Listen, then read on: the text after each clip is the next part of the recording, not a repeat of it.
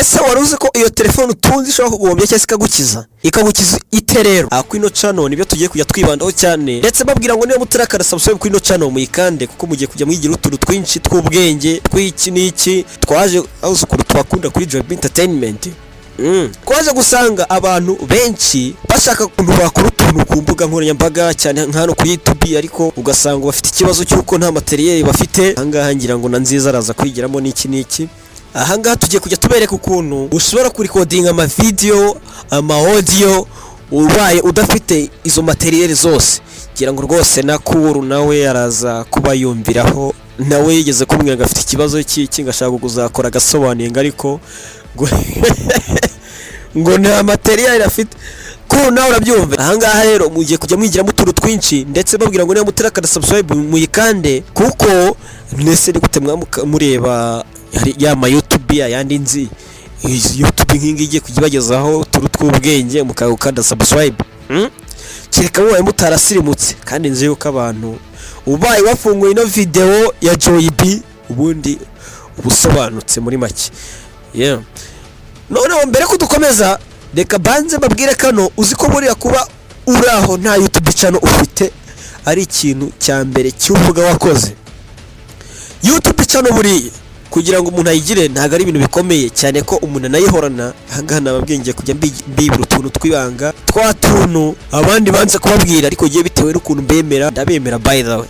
Giye kujya mbibira amabanga n'iki buriya hari abantu benshi twagiye duhura bakajya bambwira ngo Joyb ngo ndashaka gufungura channel utariko nta mafaranga mfite yo kuyifungura. Aha rero cyo kiganiro nakibakoreye kugira ngo mbabwire mbibira amabanga banze kubabwira, babwire ndetse n'ibintu by'umumaro bishobora kugira icyo bibafasha. Kanze mu kanya gatoya kamanze buriya iyo ugiye gufungura email kuri YouTube yawe, murabizi kugira ngo urebe video iyo ari yose kuri YouTube ugomba kuba ufite email.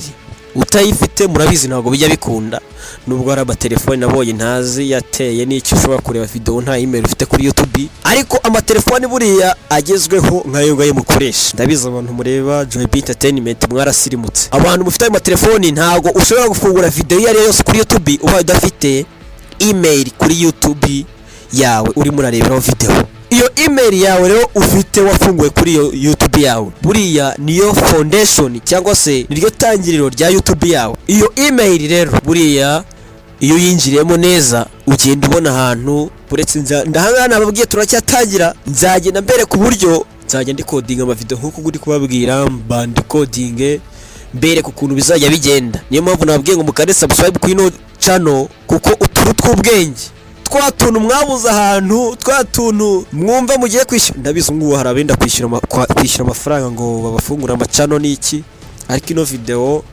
bakeka ibagireho mu gihe ayo mafaranga ntabwo mwirwa muyatanga. Ubwo rero ikintu cyonyine mba nabasabye ni like n'iki, ariko muraza gukanda like y'iri kiganiro mu gikunda.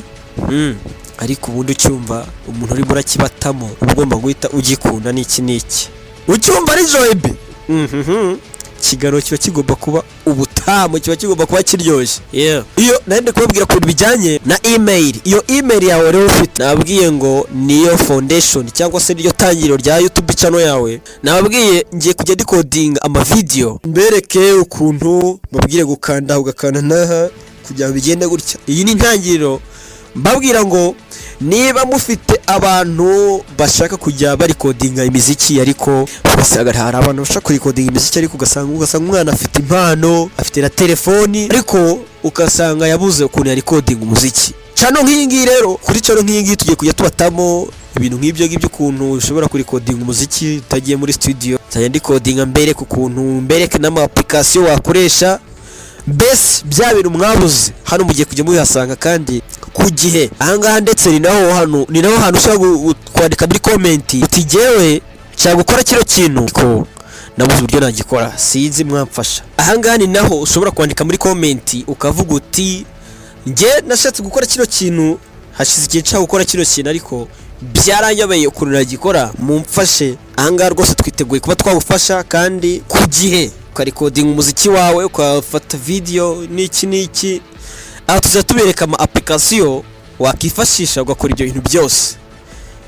reka tube dusubikiye hano ndetse mbararikira kureba ibindi biganiro bikurikiyeho kuko hazaba harimo noneho amakuru arambuye. Tuzahita dutangira ku mugaragaro, nzahita ntangirana n'igikorwa cya mbere mbabwira ngo hano byifashe gutya, ukoresha ino application ugiye gukora kino.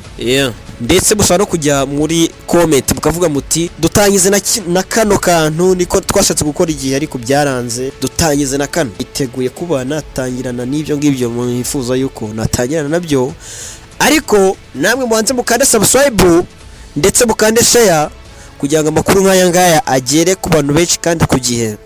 Ndabakunda cyane.